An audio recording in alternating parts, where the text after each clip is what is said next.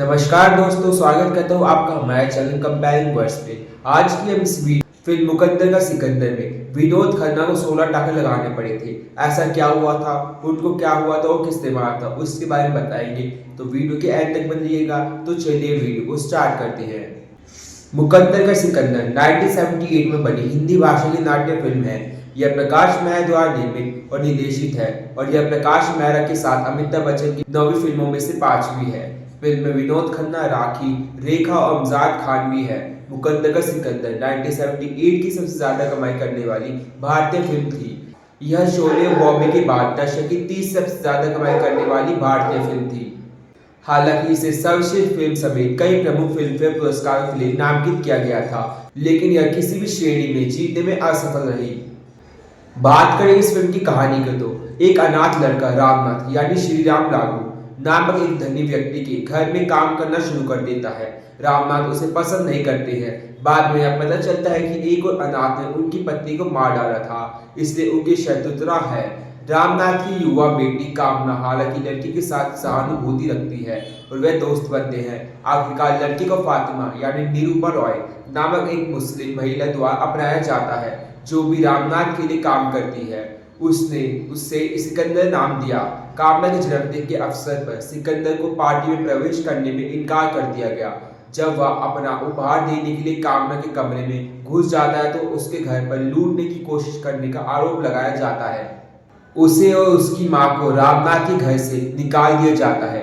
इसके तुरंत बाद फातिमा की मौत हो गई और यह युवा सिकंदर को अपनी बेटी बहनों की देखभाल करने की जिम्मेदारी के साथ छोड़ गई। एक फकीर दरवेश बाबा यानी कादर खान सिकंदर को जीवन की विपत्तियों पर गले लगाने और उदासी की खुशी पाने के लिए सलाह देता है। तब वह भाग्य का विजेता बन जाता है। फिल्म सिकंदर यानी अमिताभ बच्चन के बड़ा होने पर पहुंचती है, जिसमें उसने खुलासा किया कि उसने तस्कर और चोरों को पुलिस में देकर इनाम प्राप्त कर काफी संपत्ति एकत्र की है। अपनी सारी संपत्ति के साथ वह लाभदायक व्यवसाय स्थापित करने के साथ साथ खुद को महलों के लिए प्रभावशाली घर बनाने में कामयाब रहा है। वह अभी भी कामना यानी राखी को नहीं भूल पाया है।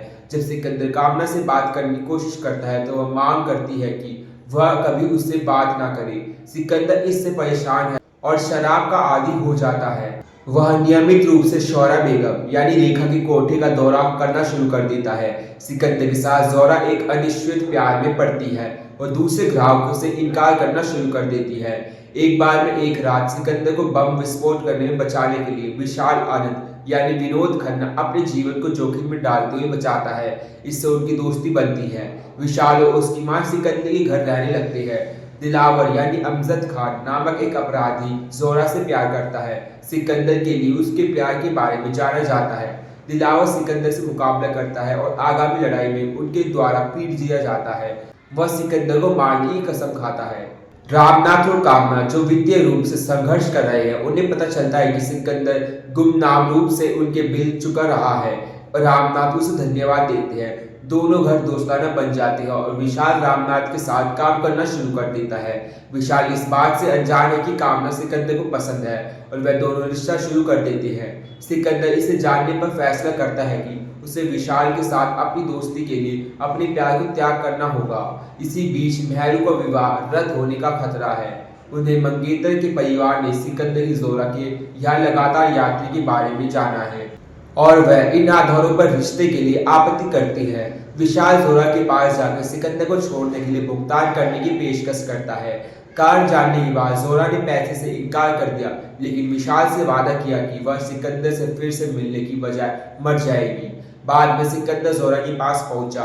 जब वह उसकी प्रविष्टि को रोकने में असमर्थ रही तो वह अपने हीरो की अंगूठी में छुपा जहर खाकर खुद को मार देती है और इसकी बाहों में मर जाती है। इसी बीच दिलावर ने सिकंदर के कट्टर दुश्मन जेडी रंजीत के साथ गठबंधन बनाया है और वो दोनों ही सिकंदर और उसके परिवार को नष्ट करने की योजना है। कामना और महरू दोनों अपनी शादी की तैयारी कर रहे हैं। जेडी और उसके गुंडे ने महरू का अपहरण कर लिया, लेकिन विशाल उनका पीछा करता है और उसे बचाता है। दिलावर ने कामना पर अपहरण किया, लेकिन सिकंदर उसका पीछा करता है। वह कामना को बचाता है और दिलावर से लड़ता है। अंतिम लड़ाई में दिलावर और सिकंदर दोनों गंभीर रूप से घायल हो जाते हैं और दिलावर आश्चर्यचकित है कि सिकंदर कभी भी जोरा को नहीं चाहता था। मरने वाला सिकंदर कामना और विशाल की शादी तक पहुंचता है। जैसे ही विवाह समारोह पूरा होता है, सिकंदर गिर गया। उससे मरने से पहले शब्द अनजाने में कामना के लिए उसके प्यार को प्रकट करते हैं और वह विशाल की भाव में मर जाता है या फिर शादी के साथ समाप्त होती है, जो अंतिम संस्कार बन जाती है। तो गाइस, ये थी कहानी। अब बाकी अब इस फिल्म में किस किस को कौन कौन से पुरस्कार मिले, चलिए बताते हैं। सबसे पहले प्रकाश मेहरा को फिल्म फेयर सर्वश्रेष्ठ फिल्म पुरस्कार से निम्नलिखित किया गया है।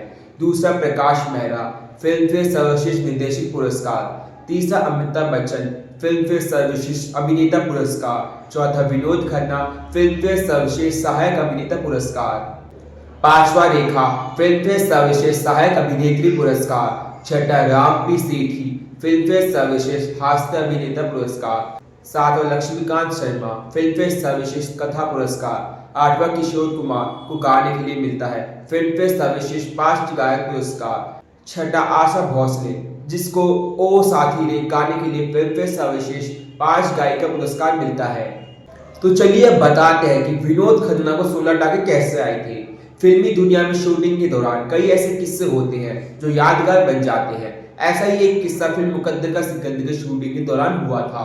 ये एक गंभीर वाक्य था जिसने दो सुपरस्टार के बीच दुश्मनी तक पैदा कर दी थी, लेकिन बाद में सब ठीक हो गया था। हम बात दिवंगत एक्टर विनोद खन्ना और महानायक अमिताभ बच्चन की कर रहे हैं। विनोद खन्ना और अमिताभ बच्चन का फिल्म मुकद्दर का सिकंदर से जुड़ा ये किस्सा काफी फेमस है। बताया जाता है कि उस दौरान उनमें दुश्मनी का भाव आ गया था, लेकिन बाद में वो फिर दोस्त बन गए थे। चलिए बताते हैं वो किस्सा क्या है।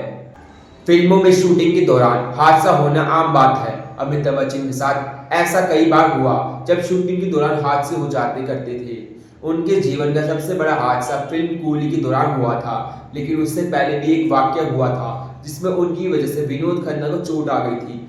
बताया जाता है कि अमिताभ बच्चन ने वैसा खुन्नस में किया था, खुन्नस यानी गुस्से में किया था, लेकिन इसके कोई पुख्ता सबूत नहीं है। बात है 1977 के आसपास की, जब फिल्म मुकद्दर का सिकंदर की शूटिंग चल रही थी।